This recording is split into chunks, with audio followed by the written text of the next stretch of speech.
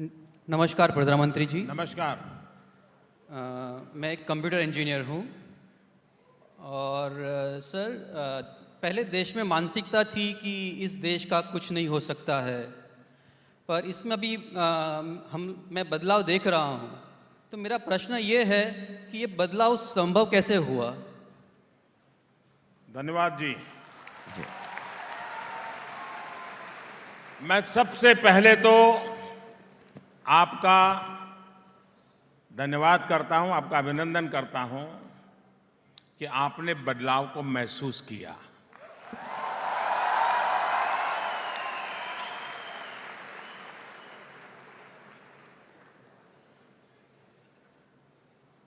ये बात सही है कि सबसे पहला जो हमने काम किया है, इस देश में हम लोगों के दिमाग में पिछले 10 साल में, यानी मेरे आने के पहले वाले 10 साल, 2004 से 2014, जब रिमोट वाली सरकार चलती थी,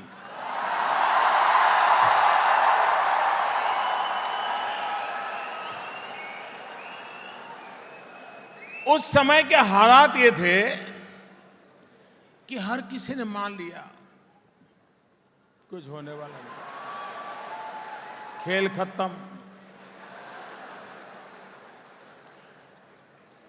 अब ऐसे ही गुजारा कर लो भाई,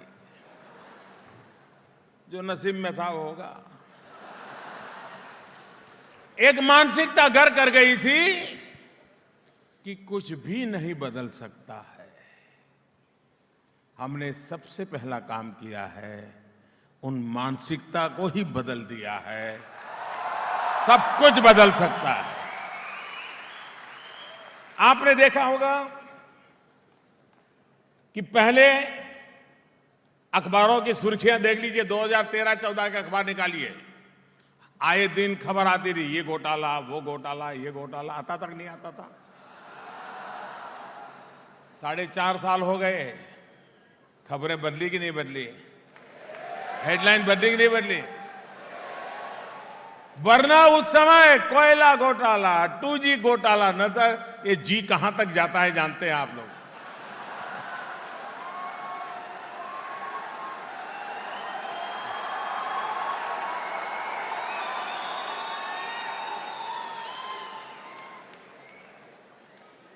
एक छोटा उदाहरण देता हूं। 26/11 हुआ था, याद है? 26/11 याद है ना? मुंबई में आतंकियों ने हमला किया था। बाद में क्या हुआ?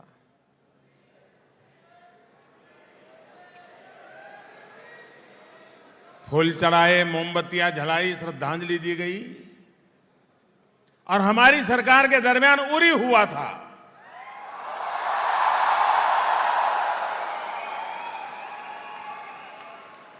उरी के बाद क्या हुआ? क्या हुआ? ये बदल हुआ कि नहीं हुआ? तब इतनी बड़ी मात्रा में निर्दोष लोगों को मौत के घाट उतार दिया गया और सरकार सोचती रही। उरी ने हमें सोने नहीं दिया।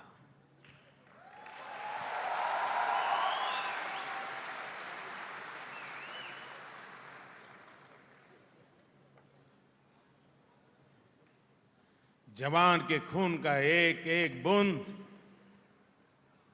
हमारे लिए पवित्र होता है।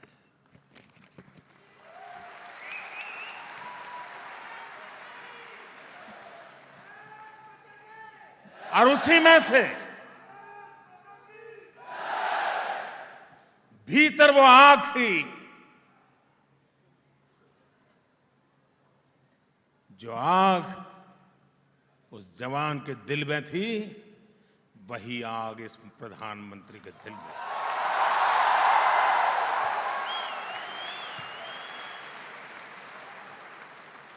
और उसी का परिणाम हुआ सर्जिकल स्ट्राइक।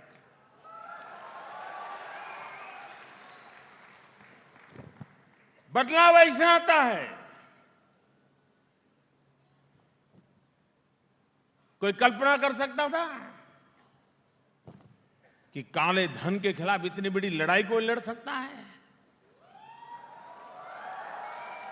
हर कोई सोचते थे कि नेता लोग आते हैं, बोलते हैं, फिर वो भी सेट हो जाते हैं। ये ऐसा नेता है, खुद सेट होता नहीं अपने लिए और नहीं औरों को अपसेट किए बिना छोड़ता है। नोटबंदी के बाद 3 लाख कंपनियों को ताले लगा दिए, 3 लाख कंपनियों को। अगर किसी एक कंपनी को ताला लग जाए तो बहुत बड़ा पुतले जलाने के कार्यक्रम हो जाते हैं। 3 लाख कंपनियों को ताले लग गए, चूं तक आवाज नहीं आ रही है, क्योंकि हर कोई किसी न किसी पाप से डूबा हुआ था। अगर फैसले लेने के लिए इरादे साफ हो, नियत नेक हो, देश हित में हो, अपने निजी स्वार्थ के लिए न हो, तो निर्णय भी किए जाते हैं, निर्णयों का परिणाम भी मिलता है।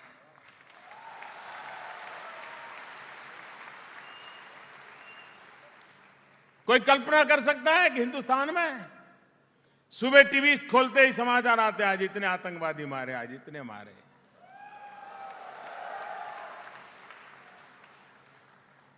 ये ठीक है, हमारे जवान भी शहीद हो रहे हैं, लेकिन वे सीना तान करके लड़ते लड़ते मर रहे हैं, सोए हुए आकर के कोई बम फेंक करके नहीं मार पा रहा।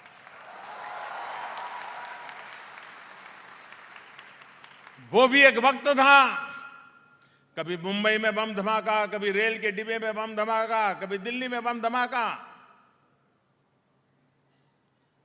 कभी अयोध्या में बम धमाका, कभी जम्मू में बम धमाका। 4.5 साल हो गए, सब कुछ कश्मीर में अटक गया है। ये बदल है कि नहीं है? देश का नौजवान आज पैसों के अभाव में अपने सामर्थ्य के लिए निराशा को लेकर के डूबता नहीं, बैठा नहीं रहता है। मुद्रा योजना के तहत बैंक के दरवाजे खटखटाओ और बिना गारंटी आप लोन लेने के हकदार बनते हो और अपना कारोबार शुरू कर सकते हो। पहले कभी नहीं होता था। इस देश में बलात्कार पहले भी होते थे।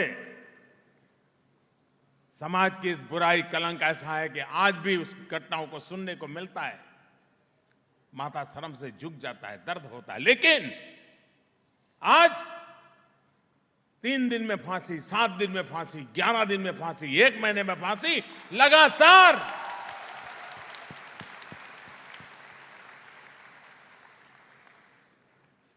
उन बेटियों को न्याय दिलाने के लिए एक के बाद एक कदम उठाए जा रहे हैं और नतीजे नजर आ रहे हैं। लेकिन देश का दुर्भाग्य है कि बलात्कार की घटना तो 7 दिन तक टीवी पर चलाई जाती है, लेकिन फांसी की सजा की खबर आकर के चली जाती है।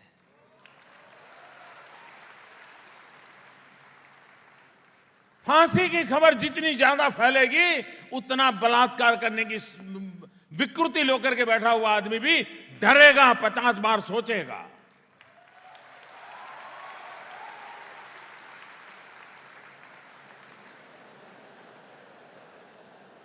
मेरा कहने का तात्पर्य यह है कि देश बदल रहा है, उसका मूल कारण है 125 करोड़ देशवासियों ने तय कर लिया है कि बस अब बदल के रहना है। हम लोगों का स्वभाव है, अगर हम बस में जा रहे हैं, ट्रेन में जा रहे हैं, हवाई जहाज में जा रहे हैं और बगल की सीट खाली है, हमने अपना थैली वहां रख दी, बैग रखी, पर्स रख दी, टेलीफोन रख दिया, किताब रख दी और विमान के चलते चलते या ट्रेन के चलते चलते वहां का रिजर्वेशन जिसका वो आ गया उस सीट पर बैठने के लिए। सीट तो हमारी नहीं थी, हम तो हमारी सीट पर बैठे थे, वो तो खाली पड़ी थी, उसकी थी। वो आया, हमको टेलीफोन उठाना पड़ा, किताब उठानी पड़ी, चश्मे उठाने पड़े, मोबाइल उठाना पड़ा, मुंह लटक गया।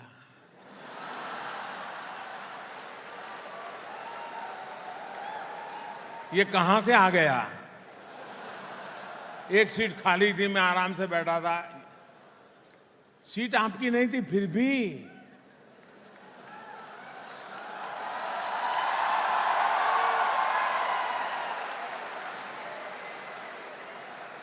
एक तरफ ये हमारा अनुभव, उसी देश में देश के प्रधानमंत्री ने लाल किले से एक बार यूं ही कह दिया कि अगर आपकी स्थिति ठीक है तो आपको गैस की सब्सिडी में क्या रखा है, छोड़ दो ना।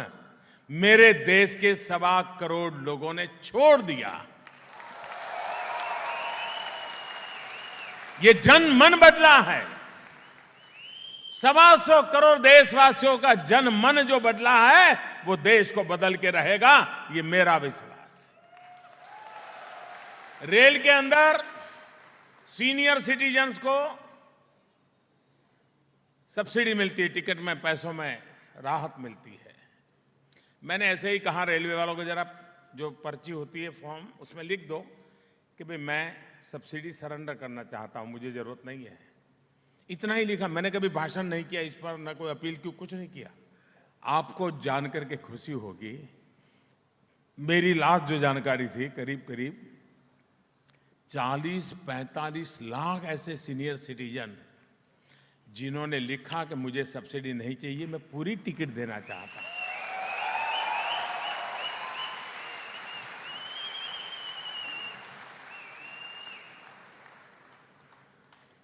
ये है मेरे देश का सामान्य मानवीय का मिजाज जो बदला है, वही मेरे देश की भविष्य, उज्जवल भविष्य की गारंटी है।